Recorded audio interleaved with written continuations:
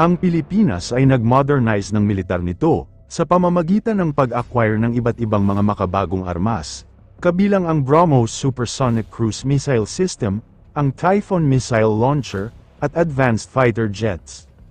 Ang mga armas na ito ay nagpapalakas sa Armed Forces of the Philippines sa mga lugar, tulad ng air defense, missile defense, at naval power, lalo na ang pag-target sa anti-warship.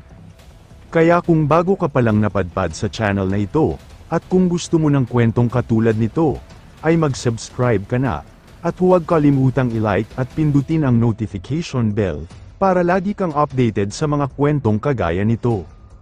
Narito ang mga detalyadong breakdown ng mga makabagong armas militar na na-acquire ng Pilipinas. BrahMos Supersonic Cruise Missile. Nakuha ng Philippine Navy ang BrahMos system mula sa India, na idinisenyo para sa anti-ship warfare at coastal defense.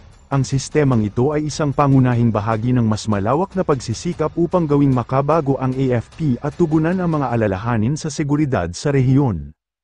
Typhoon Missile Launcher System. Plano ng Pilipinas na makuha ang US Typhoon Missile Launcher, na maaaring magamit upang ilunsad ang mga missile ng SM-6 at Tomahawk, na karagdagang pagpapalakas ng mga kakayahan sa depensa nito. Ang acquisition na ito ay bahagi ng isang mas malaking diskarte upang palakasin ang mga kakayahan ng AFP at masugpo ang mga potensyal na banta. Advanced Fighter Jets. Pinaplano din ng Pilipinas na bumili ng 40 advanced fighter jets upang palakasin ang air power nito at mapahusay ang kakayahan niyang mag-project ng puwersa, ayon sa ulat ng South China Morning Post. Ang mga pag-acquire sa mga ito ay bahagi ng isang mas malaking programa ng modernisasyon, kabilang ang inisyatibo na ReHorizon 3, na naglalayong gawing makabago ang AFP sa susunod na dekada, at ang pagbili ng mga submarino.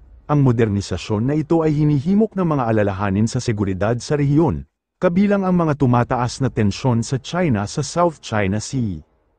Ano ang masasabi mo sa ating episode ngayon? Mag-comment ka lang at ating babasahin, at muli, hanggang sa susunod.